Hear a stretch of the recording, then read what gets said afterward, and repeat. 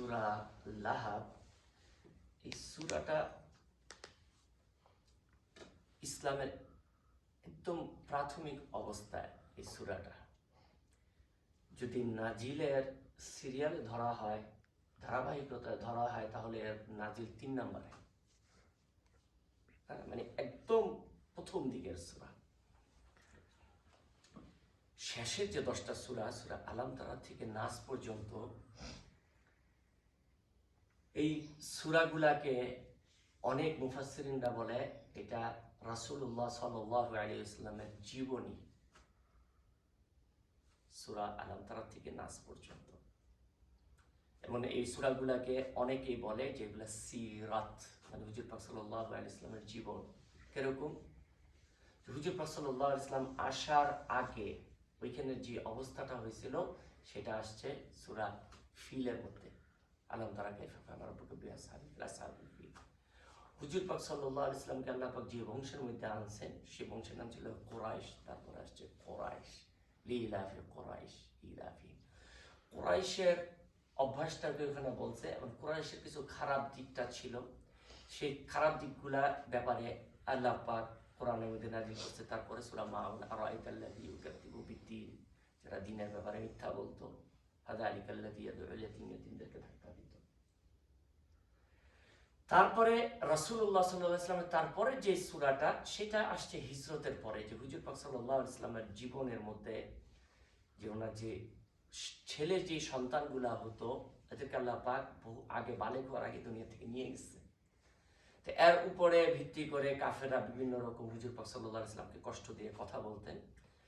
তো আল্লাহ পাক সান্ত্বনা হিসাবে একটা সূরা নাযিল করে দিয়েছেন, ইন্না আতাইনাকাল কাউসার ফাসাল্লি লিরাব্বিকা ওয়ানহার ইন্না শানিয়াকা হুয়াল আবতার, যে আপনি নিপুণসুক নন, তারাই নিপুণসুক। তারপরে যে সূরাটা, সেটা হুজুর পাক সাল্লাল্লাহু আলাইহি ওয়াসাল্লামকে তারা একটু শেয়ার করতে চাইছে, যে আপনার ইবাদতটার সাথে আমরাও ইবাদত, আমারটা আপনার নেন, আমরাও আপনারটা নেই, আপনি আমাদেরটা করেন, আমরাও আপনাদেরটা করি। তখন আল্লাহ পাক নাযিল করে দিয়েছে কুল ইয়া আইয়ুহাল কাফিরুন। তারপরে হুজুরে পাক সাল্লাল্লাহু আলাইহি ওয়াসাল্লামের পুরো জীবনে 23টা বছর যে কষ্ট করছে, তার নতিজা হিসাবে শেষ যে সূরাটা আসছে, ইযা জা নাসরুল্লাহি ওয়াল ফাতহু ওয়া রাআইতান নাস ইয়াদখুলুনা ফি দীনিল্লাহি। হুজুর পাক সাল্লাল্লাহু আলাইহি ওয়াসাল্লামকে যারা কষ্ট দিছে, তাদের যেই পরিণতি হয়েছে, কিরকম কে পরিণত হয়েছে এবং কষ্টটা কে বেশি দিছে, তাকে নাম নিয়ে আল্লাহ পাক বলছে তাব্বাত ইয়াদা আবি লাহাব। আর হুজুর পাক সাল্লাল্লাহু আলাইহি ওয়াসাল্লাম যে কথার দাওয়াতটা দিছে, সেটা ছিল কুল হুয়াল্লাহু আহাদ। আর হুজুর পাক সাল্লাল্লাহু আলাইহি ওয়াসাল্লামের উপর শারীরিক যখন যে সমস্যা আসছে, মানসিক যে সমস্যা আসছে, তার জন্য আল্লাহ পাক আবার হাতিয়ার হিসাবে 2টা সূরা দিছে, মুআউযিজাতাইন, যে পানা পাওয়ার সূরা, কুল আউযু বিল ফালাক ওয়ান নাস। 10টা সূরাকে এই জন্য বলা হয় সিরাত। এর মধ্যে থেকে সূরা লাহাব যেটা, এটা হয়েছে যে হুজুরে পাক সাল্লাল্লাহু আলাইহি ওয়াসাল্লামের একদম প্রাথমিক অবস্থায় যখন দিনকে শুরু করতে ছিলেন, ওই সময়ের যে বাধাগুলা আসছে এবং যে বাধাগুলা দিছে, তার কি পরিণতি হয়েছে, ওইটার উপরে এই সূরাটা নাযিল হয়েছে। সূরাটা খুব ছোট, এবং পরিণতি এই সূরাটার দ্বারা আমাদের সর্বমোট 4-5টা শিক্ষাও দেয়। এগুলো আমাদের খুব নোট করা দরকার। 1, 2 নম্বর, আমরা বর্তমানে যেই অবস্থার মধ্যে আছি, আমরা যদি আমাদের অবস্থানের উপরে আমরা খুব নির্ভরশীল হয়ে যাই, তাহলে আমাদের কি পরিণতি হবে। আর আমাদের অবস্থার উপরে যদি আমরা নির্ভর না হয়ে আল্লাহর উপরে নির্ভর হই, তাহলে কি পরিণতি হবে, এটাই সূরার মধ্যে বলে দিচ্ছে।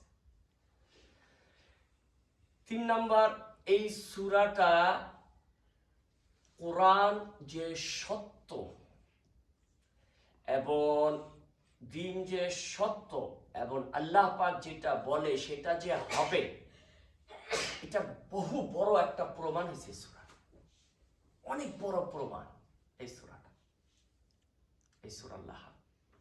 আমি একটা একটা করে বলতেছি। এই সূরার শানে নজুলটাও একটু আছে, এই পুরা অনেক সূরা শানে নজুল সহিভাবে পাওয়া যায় না, কিন্তু এটা পুরা শানে নজুল বুখারী মুসলিমের দ্বারাও প্রমাণিত আছে না, এটা শানে নজুলটাও আছে। আমি পুরাটা বলি।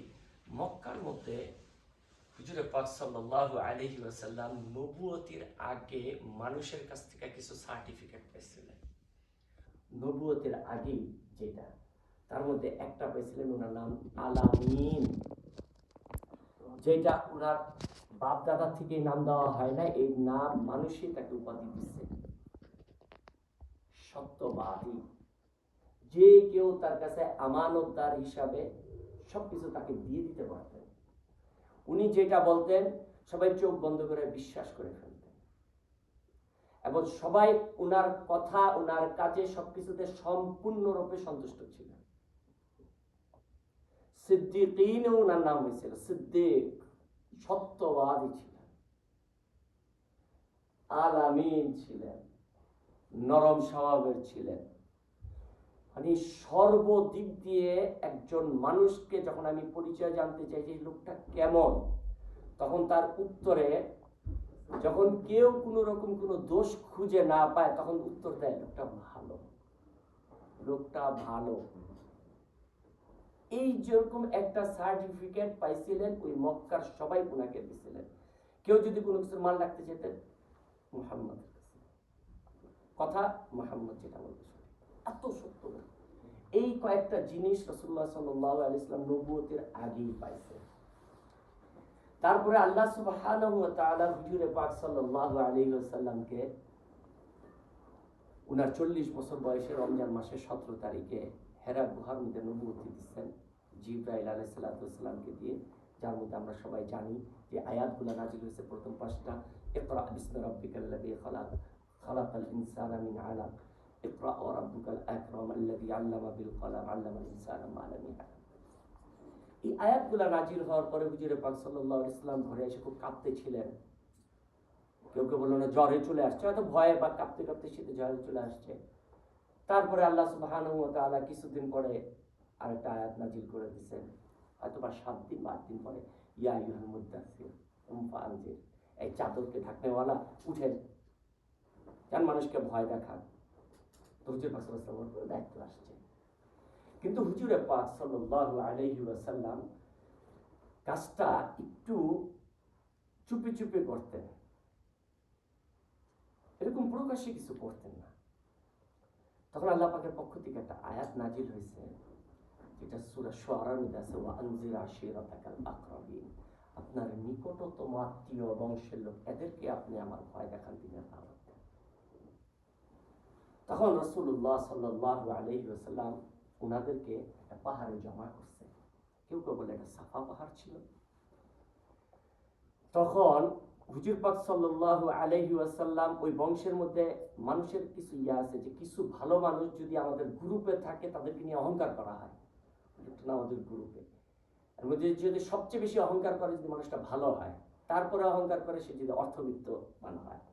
কিন্তু অর্থবিত্তবান কিন্তু ভালো না, আখলাক খারাপ, তাকে নিয়ে কেউ অহংকার করে না। আর খারাপ বলে দূর, মান আছে ঠিকই কিন্তু খারাপ।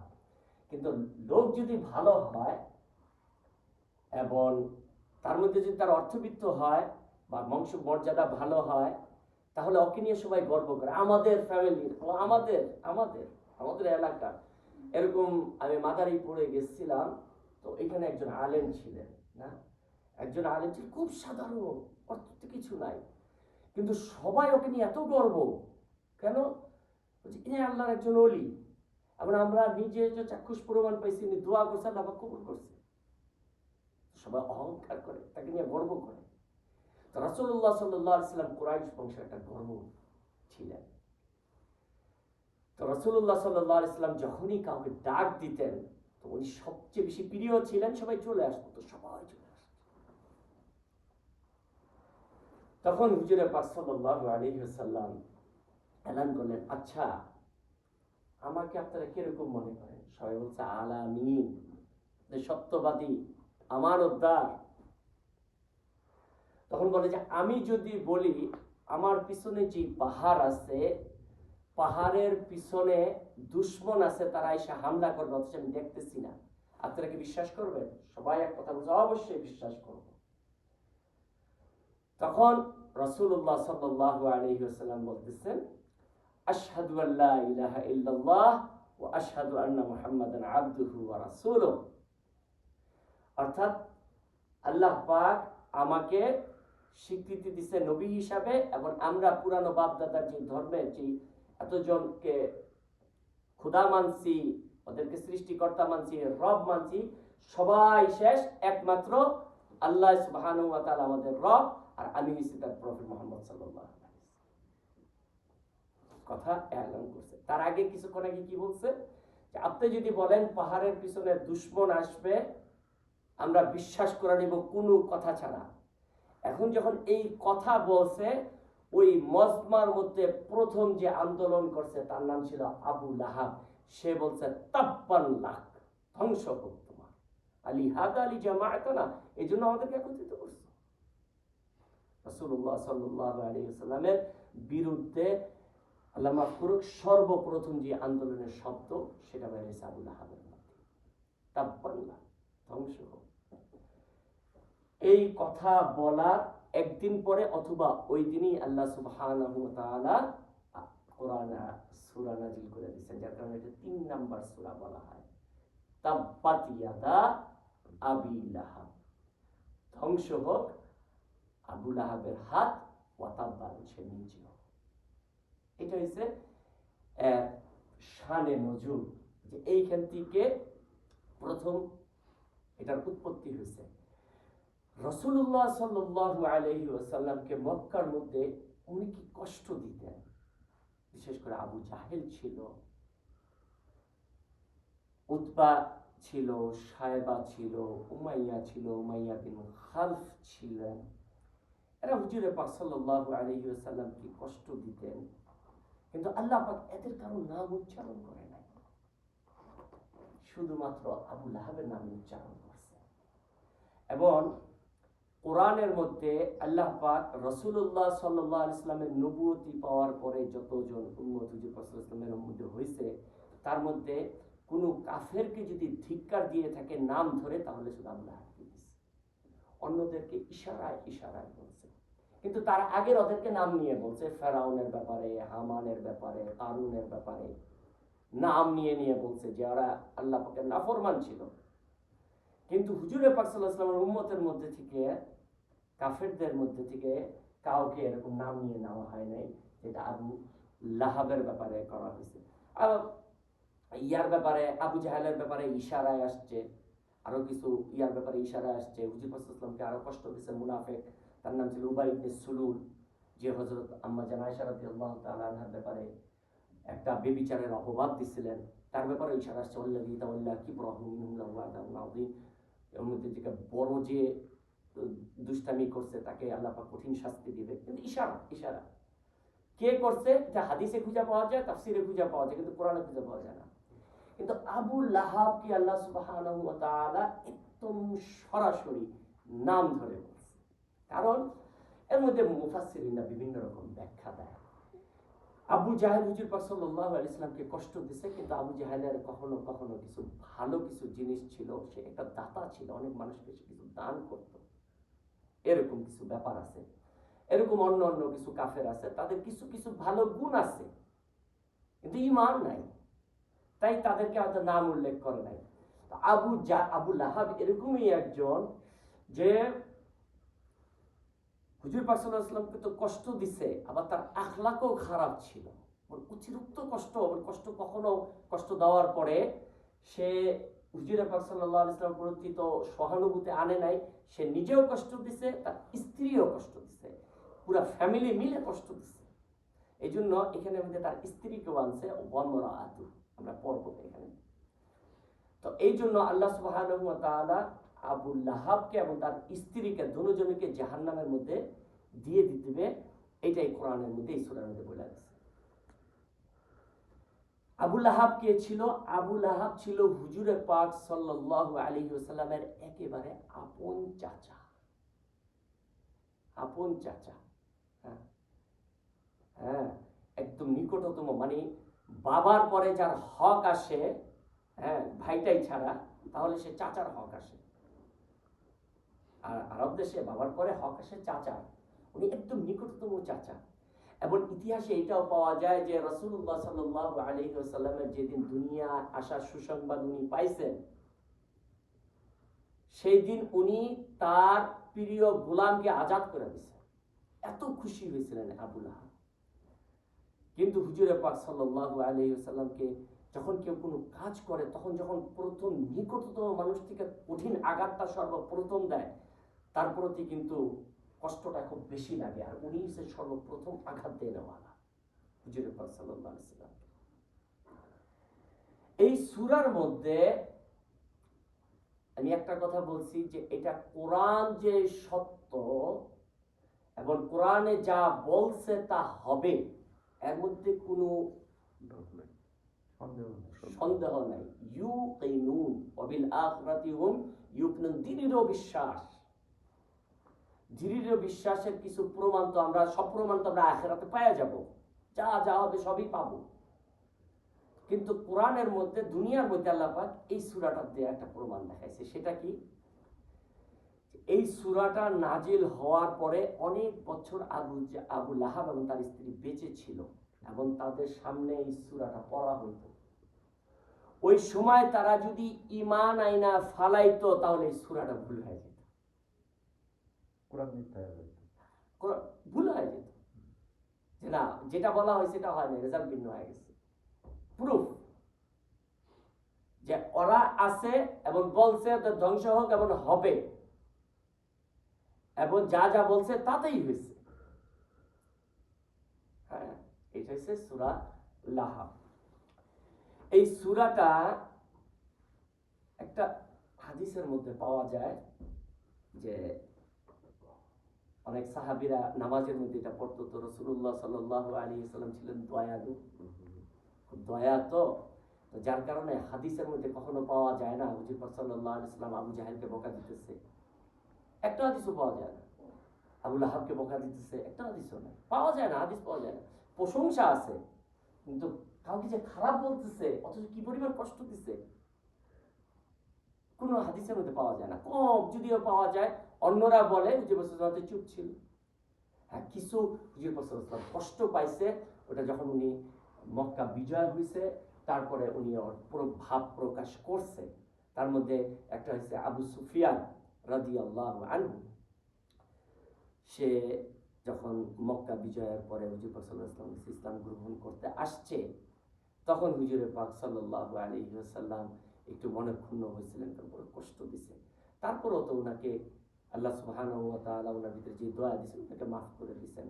আরো দুইজন যারা তায়েফের ময়দানে হুজুর পাক সাল্লাল্লাহু আলাইহি ওয়াসাল্লামকে কষ্ট দিয়েছেন, তারাও যখন আসছে হুজুর পাক সাল্লাল্লাহু আলাইহি ওয়াসাল্লাম প্রথম খুব কষ্ট, ওদের বায়াতি গ্রহণ করতেছিলেন না।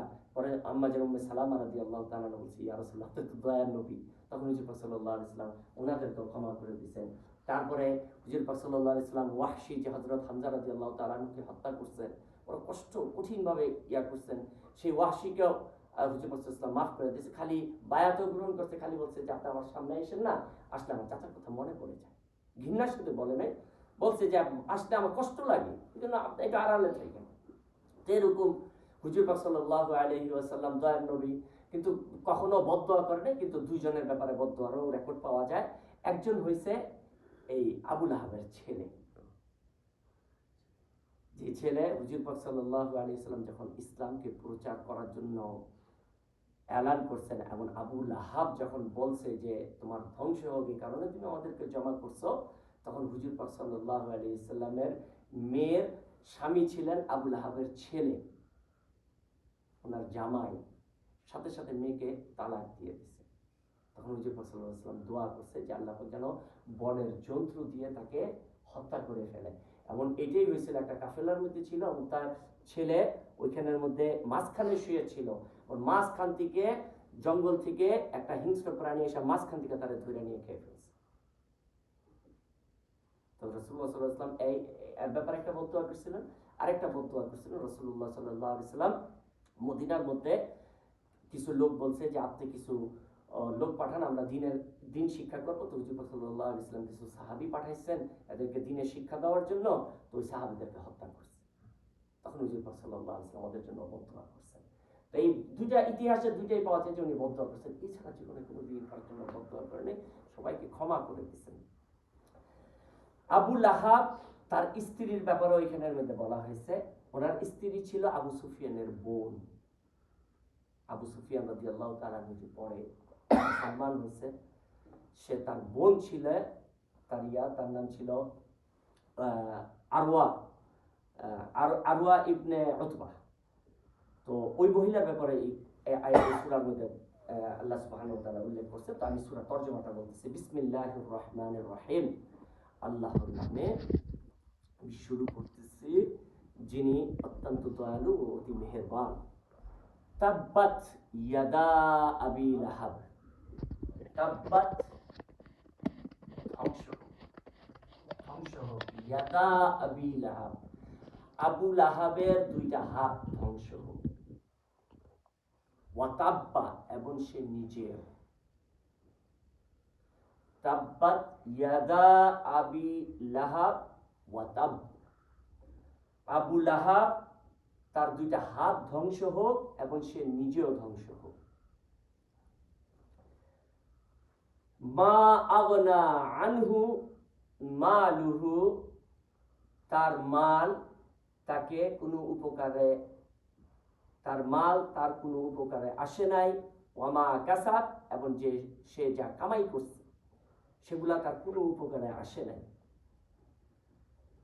সায়াসলা নারন যাতা লাহাব, অতি সত্বর সে আগুনের জাহান্নামের মধ্যে প্রবেশ করবে, যে জাহান্নামের আগুন হবে উত্তপ্ত উৎস্ফুলিঙ্গ, অর্থাৎ যেটা আগুন ছড়ায়।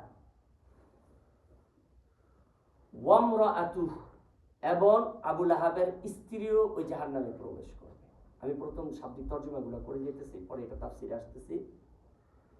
হাম্মালাতাল হাতাব ফি জিদিহা হাবলুম মিন মাসাদ, যেই আবু লাহাবের স্ত্রী, সে লাকড়িকে বহন করত তার পিঠের মধ্যে, ফি জিদিহা তার পিঠে বহন করত, হাবলুম মিন মাসাদ, হাবলুন মানে রশি, এবং ওই লাকড়িকে বহন করতে কিভাবে, পাকানো দড়ি, পাকানো রশি দিয়ে লাকড়ি বেঁধে তার পিঠের মধ্যে বহন করত। এটা হচ্ছে ওনার একটা পরিচয় দিতেছে যে সেই তার স্ত্রী, সেও জাহান্নামের মধ্যে প্রবেশ করবে।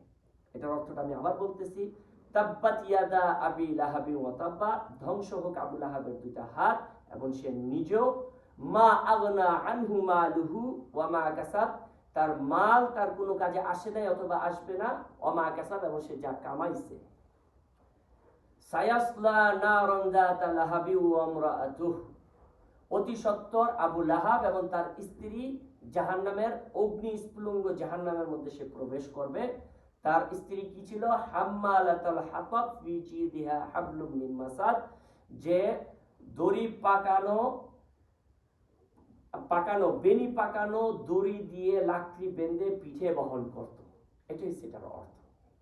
এর মধ্যে কয়েকটা ঘটনাও আছে, এই ঘটনাগুলোকে আমি সামনে আনতেছি এবং তার মধ্যে আমাদেরও কিছু শিক্ষা আছে, এটাকেও সামনে আনতেছি।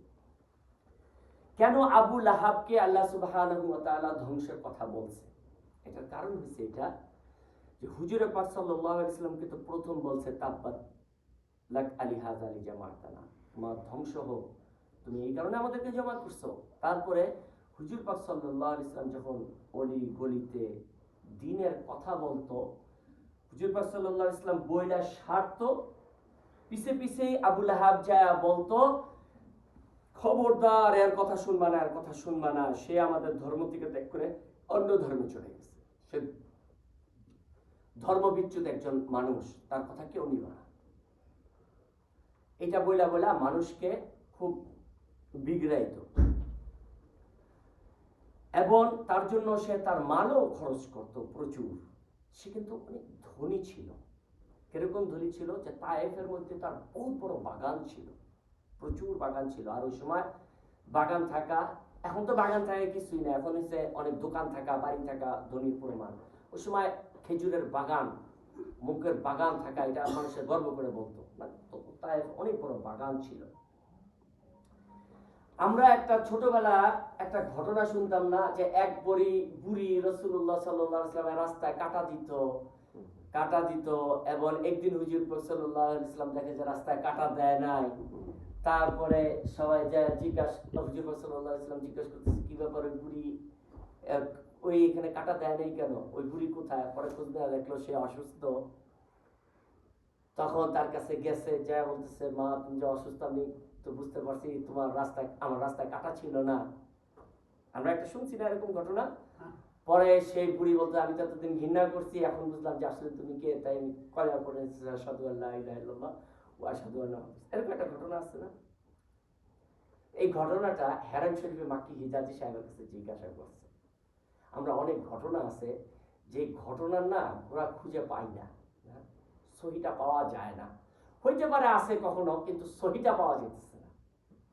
এই ঘটনা যদি আর ফিনিশিং সুন্দর না হয় এবং এটার মধ্যে ফিনিশিং এর মধ্যে জয় না থাকে, তাহলে ঘটনাকে তৈরি করতে চায় না। যদি এটা ফিনিশিংটা সুন্দর হয়, বুড়ি কাটা দিছিল, ঘৃণা নিয়ে শুরু করছে, শেষটা ভালোবাসা দিয়ে হয়েছে, তাহলে ঘটনাটা সুন্দর, অতএব তাহার আমি সুখেই রইল, ঠিক না? আর এটা ছাড়া যদি অন্য কিছু হয় তো ঘটনা টানে না। তো যার কারণে এই ঘটনাটা কর্তিকা ঘটছে, কিছুটা আঁচ আছে কিন্তু পুরাটা সহি না। এই ঘটনাটা ঘটাইছিল কিন্তু তার ফিনিশিংটা একটু গড়বড় করে ফেলছে, যার কারণে এই ফিনিশিংটা আর হাদিসে পাওয়া যায় না। এই মহিলাটা আবু জাহেলের স্ত্রী, হুজুর সাল্লাল্লাহু আলাইহি ওয়াসাল্লামের দূর সম্পর্কের কিন্তু আত্মীয়, হযরত মুয়াবিয়া রাদিয়াল্লাহু তাআলার খালা।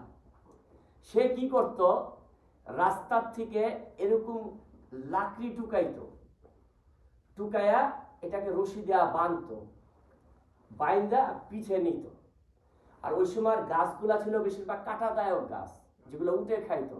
এখনো কেউ যদি আমরা হজে যাই আর মিনায় বা ওদিকে ঘুরি, আরাফাতের ময়দানে কাছে সব গাছে মোটামুটি কাটা থাকে, ওই ধরনের বাবলা গাছগুলা উঠাইতো। পরে না আমাদের ওই যে বাংলাদেশের থেকে কোন এক গিয়া নিম গাছ লাগাইলো, তারা কিন্তু নিম গাছ ছিলই না। তো যাই হোক, পরে ওই কাটা পিছনে এরকম বাঁধতো, বাইন্দা এরকম রাস্তার মধ্যে রাখতো। সেটা ছিল তার স্ত্রী। কিন্তু পরে কলেমা পড়ছে বা কিছু হয়েছে, এরকম কোনো কিছু নাই। এবং সে একদিন ওই যে পিছনের মধ্যে কাটা বাঁধতো, এই যে কথা যা আছে তাই, হাম্মালাতাল হাতাব, সে লাকড়িকে বহন করত। কেমনে?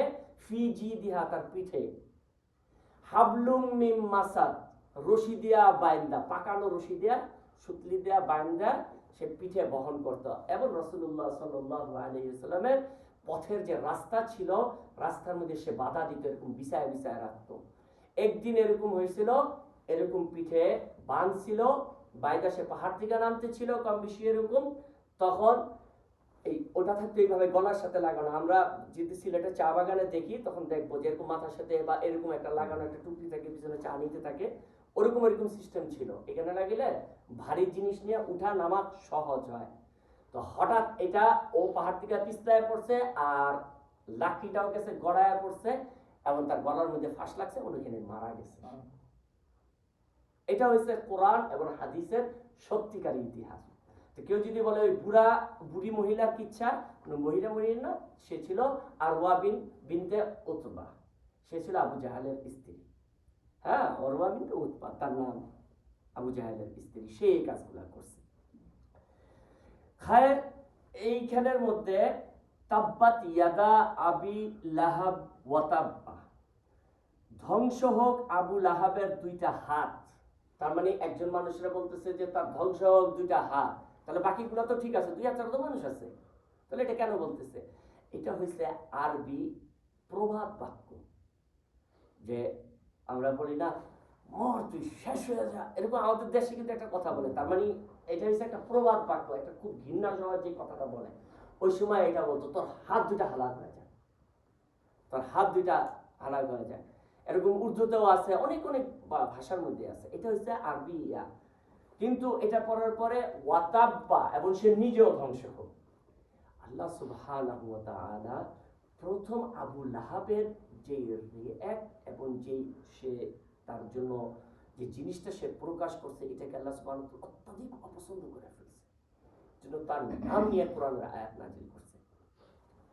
কিন্তু এক সাহাবীকে রাসূলুল্লাহ সাল্লাল্লাহু আলাইহি ওয়াসাল্লাম বলছে যে এই সূরাটা নামাজে কম তেলাওয়াত করবা, দয়া তো, কারণ একজনের খারাপিটা আসতেছে এইখানে, তো হুজুর পাক সাল্লাল্লাহু আলাইহি ওয়াসাল্লাম এই জন্য বলতেছে যে আরো যে সূরা আছে ওগুলাই বেশি পড়ো, এটা পড়ো নিষেধ নাই, কম পড়ো, কারণ এটাতে খারাপই আসতেছে, বেশি উম্মতের খারাপই আসতেছে। কিন্তু কোরআনের আয়াত এটা না যে এইটার মধ্যে এই যেই শব্দগুলা বলা হয় প্রত্যেকটা এক একটা শব্দে কিন্তু 10 নেকি হবে। আবু লাহাবের ব্যাপারে যে আমরা খারাপ বলতেছি এটা না, কোরআনের আয়াত পড়তেছি প্রতিটা নেকি, প্রতিটা অক্ষরই কিন্তু 10 নেকি হবে। আবু লাহাব শর্ত হয়েছে, লাহাব মানে হয়েছে আগুনের স্ফুলিঙ্গ। আমরা যখন গ্রিল খাই, যখন কয়লার গ্রিল খাই, যখন ওটার মধ্যে তেল ঢালি ফাট করে উঠে না একটা তেজ, ওটাকে বলা হয় মানে ভরকানো আগুন, যেটা উত্তপ্ত ভরকানো আগুন, ওটাকে বলা হয় লাহাব। ঠিক আছে, কিন্তু ওর সঠিক নাম ছিল উজ্জা বিন আব্দুল মুত্তালিব। আব্দুল মুত্তালিব হুজুর পাক সাল্লাল্লাহু আলাইহি ওয়াসাল্লামের নাম, হুজুর পাক সাল্লাল্লাহু দাদা নাম আব্দুল মুত্তালিব, হুজুর পাক সাল্লাল্লাহু আলাইহি ওয়াসাল্লামের আপন চাচা উজ্জা বিন আব্দুল মুত্তালিব। উজ্জা বলা হয় ওইখানের মধ্যে কাবা শরীফের মধ্যে 360টা যে মূর্তি দিছিল, যেগুলাকে ওরা পূজা করত, সেই পূজার একটা মূর্তির নাম ছিল উজ্জা। কোরআনের মধ্যে আছে আফারা এইতা লাতা ওয়াল উজ্জা ওয়া মানাতা তালিসাতাল উখরা, সূরা আন-নাজমের মধ্যে এই উজ্জা নামটা আছে। তার মানে একটা ভূতের একটা মূর্তির নাম, এক এক মূর্তি এক এক জিনিসের ইয়া করত। কিন্তু এটা হইছে তার উপাধি, ওই সময় একটা উপাধি হয়ে যেত, এবং এই উপাধিটা এরকমই পরিচিত হয়ে যেত যে তার মূল নাম ভুলে যেত, এরকম হইতো। তো আবু লাহাব সে ধ্বংস হয়েছে। মা আগনা আনহু মালুহু ওয়া মা কাসাব, আবু লাহাবের যা কিছু হয়েছে সবকিছু সে দুনিয়াতেই কিন্তু পাইছে, এমন না আখিরাতে তো পাবে, কিন্তু দুনিয়াতে সে কি কি পাইছে এটা। মা আগনা আনহু, তার মাল তাকে কোনো কাজে আসে নাই, কাজে আসবেও না, কারণ সে বলছিল যে আমি আমার মালের দ্বারা আমি পার পেয়ে যাব, এরকম রাওয়ায়াতে পাওয়া যায়। তার মাল তার দুনিয়াতেও আসে নাই, আখিরাতেও আসে নাই। এতটুক হয়েছে মা আগনা আনহু মালুহু ওয়া মা কাসাব, সে যা কামাইছে এবং যে মাল ছিল সেই মাল তার কোনো উপকারে আসে না, এটা হচ্ছে দুনিয়াতে, আখিরাতেও আসবে না। আখিরাতে একটা পরের আয়াত আসতেছে, দুনিয়াতে কিরকম আসে নাই, সেটা হয়েছে যে সে যখন অসুস্থ হয়েছিল তার একটা রোগ হয়েছিল, এবং রোগটা এত মারাত্মক ছিল, ছোঁয়াছুঁয়ি রোগ। কিছুদিন আগে আমরা এটার মোটামুটি দেখতেছি এখনো, আর আগে ভালো করে দেখছি, সেটা হয়েছে এই করোনা, বর্তমানে যেটা চলতেছে ভাইরাস ছোঁয়াছুঁয়ি রোগ। আমাদের দেশে একটা খুব সুন্দর দ্বীনের খ্যাতবোধ আমার মানুষের উপকারী একটা গ্রুপ আছে, তার নাম হচ্ছে আঞ্জুমান ইসলাম, আমরা সবাই চিনি, যারা দাফন টাফন করে। ওদের সাক্ষাৎকারে ওরা বলতেছে যে করোনায় যারা মারা যায়, বাচ্চা ছেলে মেয়ে স্ত্রী সব লাশের থেকে ভাগে, আমরা যা লাশটাকে নেই, আমরা নিজেরা দাফন করি, নিজেরা কাফন দেই, নিজেরা জানাজা পড়াই, এবং কখনো কখনো ছেলেরা দূরে থাকে, আমরা যদি বলি ভাই এটাকে একটু লাড়াবো, একটু ধরেন, তার বাবার লাশ ছেলে ধরতে চায় না, বাবার লাশ ছেলে ধরতে চায় না, এতটুক পরিমাণ ইয়া ভয় চলে আসছে। আবু লাহাবের সেম একটা জিনিস হয়েছিল, একটা রোগ হয়েছিল ছোঁয়াছুঁয়ি, যার কারণে ওই সময় যে চিকিৎসক কবিরাজরা ছিল তারা বলছিল যে তার থেকে তোমরা দূরে সরে যাও। সে জীবিত অবস্থায় তাকে বহু দূরে সরায় ফেলাইছে, এবং সে পুরা একা মারা গেছে, তার আশেপাশে কেউ ছিল না। মারা যাওয়ার পরে তার লাশ পড়ছে, কোনো তার পরিবারের কেউ যায় না।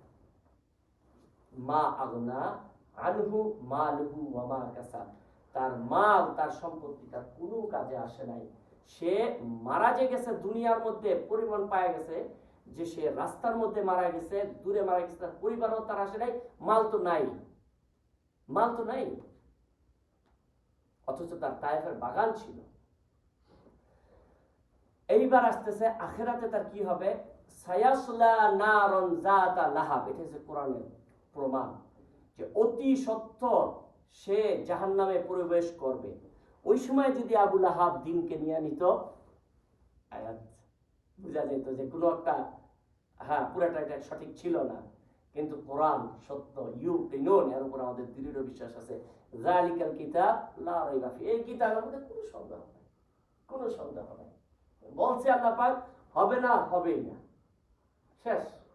বলছে যেটা হবে না, হবে না, হয় নাই, হয়নি, সে বাইচা ছিল, যা বলছে তাই হয়েছে।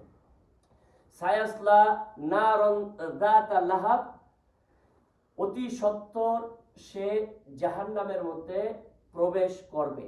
এই যে দেখছেন এখানে মধ্যে বলছে জাতা লাহাব, আবু লাহাব বলি না, এখানে মধ্যে লাহাব মানে তাকে উদ্দেশ্য করে না, লাহাব মানে আগুনের স্ফুলিঙ্গ। আগে আবু লাহাব তার নাম দিছি, আর এখন জাতা লাহাব সে জাহান্নামের মধ্যে প্রবেশ করবে, যে আগুনের স্ফুলিঙ্গের মধ্যে সে প্রবেশ করবে। তার মানে লাহাব অর্থই হইছে উত্তপ্ত জ্বলন্ত আগুন। ওয়ামরাআতু, তার স্ত্রীও প্রবেশ করবে। কেন? কারণ তার স্ত্রীও রাসূলুল্লাহ সাল্লাল্লাহু আলাইহি ওয়াসাল্লামকে অনেক কষ্ট দিয়েছে। আবু জাহেল হুজুর পাক সাল্লাল্লাহু আলাইহি ওয়াসাল্লামকে কষ্ট দিয়েছে, কিন্তু আবু জাহেলের স্ত্রী কষ্ট দিয়েছে রিওয়ায়াতে পাওয়া যায় না। উতবা কষ্ট দিয়েছে, উতবার কষ্ট দিয়েছে পাওয়া যায় না। আচ্ছা, দুইজনে আবার কষ্ট দিয়েছিল, এক আবু সুফিয়ান আর হিন্দা, দুইজনে কষ্ট দিয়েছিল, কিন্তু দুজনে আবার মুসলমান হয়ে রাদিয়াল্লাহু আনহু হয়ে গেছে, সাহাবী হয়ে গেছে। এবং আবু সুফিয়ান তো শেষে বলছে যে আল্লাহ পাক আমাকে আবার হেদায়েত দিয়েছে, আল্লাহ পাক আমাকে হেদায়েত দিয়েছে। তো স্ত্রী স্বামী স্ত্রীর মধ্যে যদি ইতিহাসে পাওয়া যায় যে দুজন মিলে কষ্ট দিছে, তো আল্লাহ পাক হেদায়েত দিয়ে দিছে, কিন্তু এরা স্বামী স্ত্রী দুজন মিলে রাসূলুল্লাহ সাল্লাল্লাহু আলাইহি ওয়াসাল্লামকে ওরা কষ্ট দিছে, কিন্তু শেষ পর্যন্ত তারা জাহান্নামী হয়েছে। এই জন্য বলতেছে ওয়ামরাআতু হাম্মালাতাল হাতাব, এই মহিলাটা কি, যে কাল কিয়ামতের দিন সে কিভাবে জাহান্নামে যাবে এটার বর্ণনাটা দিয়ে দিতেছে, যে সে বোঝাকে লাকড়িকে বহন করবে, ফি জিদিহা, তার পিঠের মধ্যে, হাবলুম মিম মাসাদ, যেটা তার পিঠের সাথে এবং শক্ত দড়ি দিয়ে বাঁধা থাকবে, ওটা দিয়ে সে ওইভাবে জাহান্নামে যাবে। যেইভাবে কষ্ট সে রাসূলুল্লাহ সাল্লাল্লাহু আলাইহি ওয়াসাল্লামকে দিছে, সেইভাবে তার মৃত্যু হয়েছে, জাহান্নামের আগুনে সে সেইভাবে প্রবেশ করবে। এটা হচ্ছে আবু লাহাবের এবং তার স্ত্রীর পরিণাম। এটা হচ্ছে মোটামুটি আজকের সূরার সার সংক্ষেপ। আমি কি শিখলাম এর দ্বারা? এটা তো একটা ইতিহাস হইল, ইতিহাসের দ্বারা আমার দ্বারা কি সবক হইল? তো হযরত মুফতি তারিক মাসউদ দামাত বরকাতুহু, উনি এটার উপরে মোটামুটি 5টা জিনিস বলছে, যেটাতে আমরা 5টা জিনিস শিখি। একটা জিনিস হইছে আল্লাহ সুবহানাহু ওয়া তাআলার কাছে গ্রহণযোগ্য হইছে দ্বীন, এছাড়া অন্য কিছু না, না মাল না বংশ, কোনো কিছু না। যার কারণে যে দ্বীনকে গ্রহণ করে নাই, সে নবীর আপন চাচা হওয়া সত্ত্বেও সে জাহান্নাম। যে দ্বীনকে গ্রহণ করে নাই, সে নবীর আপন চাচা হওয়া সত্ত্বেও জাহান্নামী। অতএব আমরা কখনো এই দিব না যে হুজুর পাক সাল্লাল্লাহু আলাইহি ওয়াসাল্লামের চাচা হয়তোবা কোনো না কোনো ভাবে মাফ পাওয়া যাবে। ওমাইয়াত্তাবি গায়রাল ইসলামি দীনান ফালা ইউকবালা মিনহু, দিন ছাড়া অন্য কিছু কেউ যদি গ্রহণ করে, আল্লাহ পাকের কাছে এটা গ্রহণযোগ্য না, সে কখনো কোনো এটার সুযোগ পাবে না, চান্স পাবে না। এজন্য অনেকে ইব্রাহিম আলাইহিস সালামের বাবাকে বলে যে না না, সে তো জাহান্নামে যাবে না, আজার তার চাচার নাম ছিল, তার চাচা যাবে, কিন্তু কোরআনে এটার ব্যাখ্যা পাওয়া যায় না। কোরআনে ব্যাখ্যা পাওয়া যায় যে ইব্রাহিম আলাইহিস সালামের বাবাই আল্লাহ পাকের নাফরমান ছিলেন, সেই যাবে জাহান্নামে। ঠিক আছে?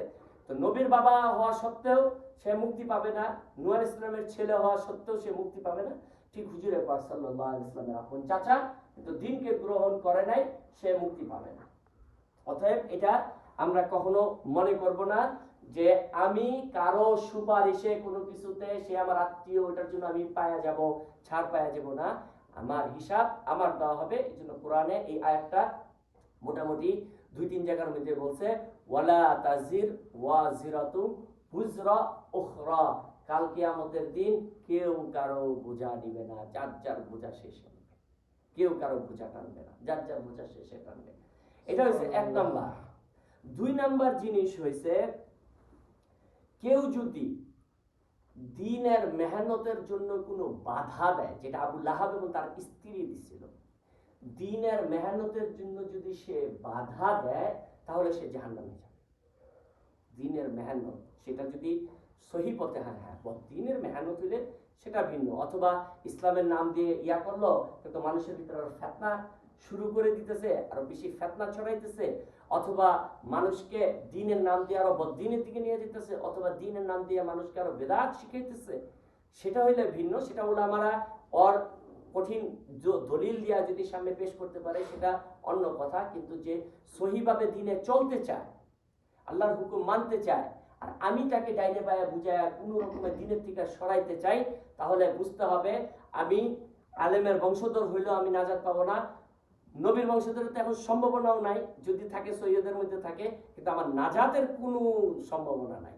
সায়াসলা নারুন জাত, অতি সত্তর আমার জন্য জাহান্নামের আগুন রেডি হইতেছে। এক, দুই, তিন নাম্বার হয়েছে এই সূরার মধ্যে কেউ যদি দ্বীনের মেহনত করার জন্য বাধা দেয় তাহলে দুনিয়াতে সে শাস্তি পাবে, তার জন্য হেদায়েত না পাওয়ার সম্ভাবনা সবচেয়ে বেশি। কেউ যদি দ্বীনের কাজে কাউকে বাধা দেয়, আরেকটা হাদিসও আছে, এটাও আমি একটা বলি। একজন লোকের ব্যাপারে আমি খারাপ জানি এবং সে সত্যি খারাপ ছিল, আমি জানছি, আমার কাছে প্রমাণ আছে, 10 জনের বলার না, আমার নিজে দেখাও প্রমাণ, এবং তার এই দোষটা তাকে বলতেছি বা অন্য কেউ বলতেছি, একসময় সে ভালো হয়ে গেল, তওবা করল। তওবা করার পরে আমি জানছি যে সে ভালো হয়ে গেছে, কিন্তু তাকে আমি খোঁটা দিতেছি, আরে তুমি তো এখন তো নতুন দরবেশ সাচ্ছ, আগে তো ওইটা ছিলা, আগে তো ওইটা ছিলা, হ্যাঁ আমি জানি না তোমার ইতিহাস, তুমি এই ছিলা সেই ছিলা।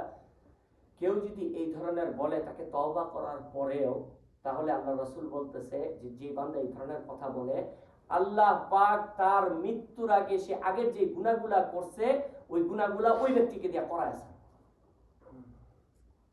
আমরা খুব খেয়াল করি, কেউ যদি তওবা করে ফেলে, আমি যদি তার ভিতরে দেখি ফেলি যে সে আগের ওই অভ্যাস নাই, ভালো হয়ে গেছে, সব কিছু হয়ে গেছে, আর তার আগের অভ্যাসগুলা তাকে আমি বারো বলতেছি, করতেছি, তাহলে আমাকে আল্লাহ পাক সে আগের যে বদ অভ্যাসগুলা ছিল বা খারাপ ছিল ওগুলা না করে আমার মৃত্যু দিবে না। কারণ ও ব্যাপারে কোনো কথা বলার ব্যাপারে আমি আল্লাহকে ভয় করি, আল্লাহকে ভয় করি।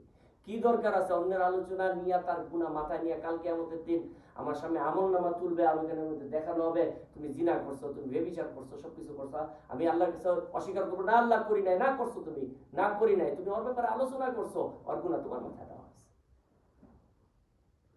সাবধান না।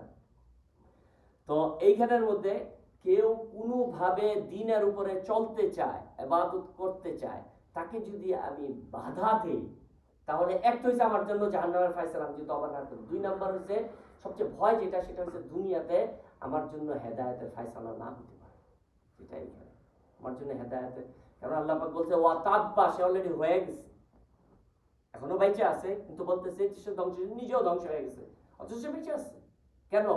সে দ্বীনের পথে বাধা দিছে, সে দ্বীনের পথে বাধা দিছে। এই জিনিসটা আমরা জানি যে 3 নাম্বার, যে আমরা কখনো কেউ দ্বীনের মেহনত করলে তাকে বাধা দিব না, দিলে আমার দুনিয়াতে আমার হেদায়েত পাওয়ার সম্ভাবনা কম। 4 নাম্বার হইছে স্বামী এবং স্ত্রী একজনে নাফরমানি করতেছে, আমি তার পথ ধরে যদি নাফরমানি করি তাহলে তার পথ ধরে আমার জাহান্নামে যেতে হবে। আবু লাহাব হুজুর পাক সাল্লাল্লাহু আলাইহি সাল্লামকে দ্বীনের ব্যাপারে কষ্ট দিয়েছে, অনুসরণ তার স্ত্রীও করছে, তো আল্লাহ পাক স্বামী সহ স্ত্রীকেও জাহান্নামী বানাইছে। ঠিক তার উল্টাটাও, যদি আমি স্বামী হোক বা স্ত্রী হোক, যে দ্বীনের কাজ করতেছে তাকে যদি দ্বীনের ব্যাপারে খোটা না দিয়ে, বাধা না দিয়ে তাকে যদি সাহায্য করি, তাহলে সে যখন তার ইবাদত উঁচা হইতে পারে, সে যখন উঁচা ইবাদত নিয়ে জান্নাতে যাবে, সে হয়তো আমাকে সুপারিশ করে আমার জন্য জান্নাতের ফয়সালা করতে পারে। যেন আমার ফ্যামিলির মধ্যে যদি কেউ, আমার স্ত্রী খুব দ্বীনের পথে চলতে চায় কিন্তু আমি বাধা হয়ে যেতেছি, আমি বলতেছি এটা করো না কেন, এটা করো কেন, এটা করো কেন, মাথায় কাপড় দিবা না, বিসলি লাগে, ওটা লাগে, পার্টিতে আগে যাইতাম এখন যাও না কেন, ওটা করো না কেন, ওই অনুষ্ঠানে যেতাম, বৈশাখে যেতাম, এখন যাও না কেন, তখন সে যদি বলে আল্লাহকে ভয় করি, আর আমি যদি রাখো তোমার এইসব দরবেশি, আগে তোমার সাথে ঠিকই যাইতা, তাহলে হইতে পারে তাকে আমি বাধা দিতেছি, আমার হেদায়েত পাওয়া মুশকিল হয়ে যেতে পারে, আমার জন্য জাহান্নামের ফয়সালা হয়েও যেতে পারে। এবং তাকে যদি আমি ওটার ব্যাপারে সাহায্য করি, যে আমি পার্টিতে যাই, আমার দ্বারা গুনাহ হয় কিন্তু সে যেতে চাইতেছে না, তাকে আমি সহযোগিতা করে বললাম যে না তুমি তো ভালো করতেছো, তুমি আমার জন্য দোয়া করো, আমিও যেন তোমার মতো দ্বীনের উপরে চলতে পারি, হয়তোবা আমার দ্বীনে চলার মধ্যে ত্রুটি হইতে পারে, আমি হয়তো নাও চলতে পারি, কিন্তু তার ইবাদতের কারণে সে যে উচ্চ স্তরে গেছে, সে আমাকে টাইনা নিয়ে যাবে, আল্লাহ পাকের ক্ষমতা থাকে। এই সূরা কিন্তু আমাদেরকে এই সবকগুলা দেয় যে স্ত্রী স্বামী এরা দুইজন যদি দ্বীনের পথে একজন চলে, আরেকজন যদি চলতে না পারে, তাকে সহযোগিতা করো দ্বীনের ব্যাপারে, তাকে সহযোগিতা করো। আমি জমাত সময় মতো নামাজ পড়তে পারি না, আমি সন্ধ্যার সময় বাসায় গেছি, আমার স্ত্রীকে জিজ্ঞাসা করতে পারি আমি সময় মতো নামাজটা কি পড়া হয়েছে, আজকে একটু কোরআন তেলাওয়াত করা হয়েছে, আদর করে জিজ্ঞেস করি, আজকে কি একটু হয়েছে কোরআন তেলাওয়াত, একটু কি দিনের আলোচনা হয়েছে? যদি সে না করে থাকে তাহলে তার ভিতরে একটা অনুভূতি আসবে, আমার কিন্তু সময় আইসা জিজ্ঞাসা করবে। আর যদি আমি মিথ্যা বলি আমার ভিতরে একটা অনুশোচনা জাগবে, আমি তো মিথ্যা বলতে পারবো না। অতএব আমি চেষ্টা করি আমার আলোচনার দ্বারা আমার ঘর তৈরি হবে। আর ঘর সবচেয়ে বেশি তৈরি হয় যখন সে স্ত্রী দিন তৈরি করে। যেই ঘরের স্ত্রী দিনের উপরে তৈরি করে ওই ঘরে বদ্দিনী ঢুকতে পারে না। কিন্তু স্ত্রী যদি বদ্দিনী থাকে আর স্বামী যদি খুব দিনদারও থাকে ওই ঘরেতে দিন ঢুকানো মুশকিল, কারণ ঘর কন্ট্রোল হোম মিনিস্টার স্ত্রী। হ্যাঁ, এই জন্য ওর সাথে সেও জাহান্নামে যাবে। আরেকটা জিনিস এইখানের মধ্যে আমরা যেটা ওই আমাদের ওই শায়েখ বলতেছে সেটা হয়েছে যে মানুষ তার মৃত্যুটাকে ন্যাক অবস্থার জন্য দোয়া করা, যে বদ্দিনী অবস্থায় যেন আমার মৃত্যু না হয় এই জন্য দোয়া করা, আল্লাহ আমাকে যখন আপনি ডাক দিবেন নাফরমান অবস্থা ডাক দিয়েন না। কারণ এই যে ওর স্ত্রীর যে মৃত্যুটা হয়েছে ঠিক যেই গুনাহটা সে করতো আল্লাহ পাক ওই গুনার মধ্যে রাইখেই তাকে মৃত্যু দিয়ে দিছে। এই জন্য কিছু কিছু জিনিসের দ্বারা মানুষ মৃত্যুর সময় তার তওবা নসিব হয়, এটা আমরা একটু খেয়াল করি না। এটা আমি এর আগেও আলোচনা করছি, আজকেও আলোচনা করতেছি। মাগরিবের নামাজের পরে কেউ যদি সুন্নতের পরে 2 রাকাত নফল নামাজ পড়ে আর নফল নামাজের মধ্যে প্রথম রাকাতে কুল আউযু বিল ফালাক আর দ্বিতীয় রাকাতে কুল আউযু বিন নাস পড়ে এবং এটা যদি সে কন্টিনিউ করে আল্লাহ পাক মৃত্যুর সময় ফেরেশতা আয়েশা তার মধ্যে কলেমা নসিব করায়। চেষ্টা করি, এটা একটা আছে। আর মৃত্যুর সময় তার কলেমা নসিব হয় না যে গুনাহকে গুনাহ মনে করে না, গুনাহকে এগাল ডন্ট কেয়ার মনে করে। মৃত্যুর সময় তার গুনাহকে গুনাহ মনে করতে, আমি গুনাহ করছি, আমি আল্লাহর কাছে বলতে হবে আল্লাহ আমি গুনাহ করছি, আমি ছাড়তে পারতেছি না, আমার দ্বারা গুনাহ হয়ে যেতেছে, এটা আল্লাহ পাক বড় পছন্দ করে। কিন্তু গুনাহ করে তো আলহামদুলিল্লাহ নাউজুবিল্লাহ গুনাহ করে আর বাহাদুরির সাথে বলে আমি ওইটা করছি, আমি ওইটা করছি, ওই এলাকায় গেছে 10 দিনে মায়েরা তুই আসবি, আমি একা কেন মারছে, এমনি মারছি, মনে ছিল এমনি মারছি, ওটা আমি এমনি খায় ফেলাইছি, ওরা আমি এমনি ঠকায় ফেলাইছি। মানে ও চিন্তা করতেছে যে আমি অনেক বড় চালাকি করছি, আসলে তো করতেছে ধোঁকাবাজি। তো এই যে তার সাথে যে জিনিসটা করলো এবং সেটাকে বলে আরো সে বাহাদুর মনে করতেছে, কাল কিয়ামতের দিন কি হবে, মৃত্যুর সময় তার হয়তো কলেমা নসিব হবে না। জন্য গুনাহ করে গুনার আফসোস করা। আরেকটা হইছে কেউ মানুষকে দেখায় খুব দিনদার আর ভিতরে ভিতরে গুনাহ করে এবং ওই গুনাহকেও কিছু মনে করে না, সে কন্টিনিউ করে যেতেছে, তারও মৃত্যুর সময় কলেমা নসিব হয় না। আমার দ্বারা গুনাহ হয়ে যেতে পারে, কথার দ্বারা আমার বিপদ বের হয়ে যেতে পারে, চোখের দ্বারা গুনাহ হইতে পারে, কানের দ্বারা গুনাহ হয়ে যেতে পারে, গুনাহ হইতে পারে, মানুষ নবীরাই মাসুম, এছাড়া সবাই গুনাহ হইতে পারে। কিন্তু আমি সবসময় তওবার সাথে থাকবো, তওবার সাথে থাকবো। যখন বান্দা তওবার সাথে থাকে তখন আল্লাহ পাকও তাকে মৃত্যুর সময় তওবা নসিব করে।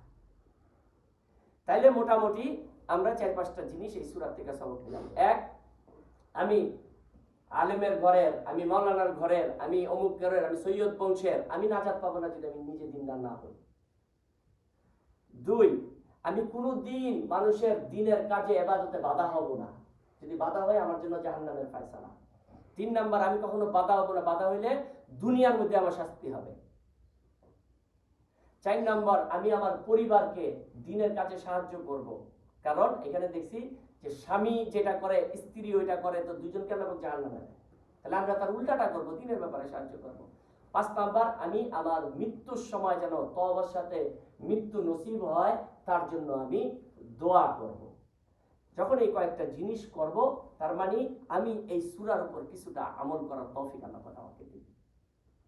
যাই হোক, মাগরিবের আজানের সময় হয়ে গেছে, তো আল্লাহ পাক যে সূরা তাফসীর আজকে হইল তার উপর আমাদেরকে পরিপূর্ণ আমল করার তৌফিক দান করুক, আমাদেরকে মানুষেরকে দিনের কাজের ব্যাপারে বাধা তো দূরের কথা সাহায্য করার তৌফিক দান করুক, নিজেকেও দিনের কাজের জন্য আগ্রহ আল্লাহ পাক আমাদেরকে ব্যবহার করুক, এবং আল্লাহ সুবহানাহু ওয়া তাআলা আমাদের পরিবার, স্ত্রী, বাচ্চাদেরকেও দিনের উপরে প্রতিষ্ঠিত করুক, এবং আল্লাহ পাক আমাদের খাতেম মৃত্যু এবং আমাদের যখন শেষ ইয়াটা হবে এটা যেন তওবার সাথে হয়, এই তৌফিক আল্লাহ পাক দান করুক।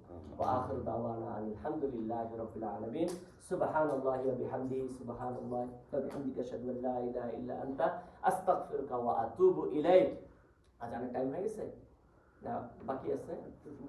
হ্যাঁ, শুনেছি, কারণ হাজি সাহেবরা সোয়া সাতটা না না, কিন্তু আজানের টাইম হয়েছে না, আজানের সময় হয়েছে।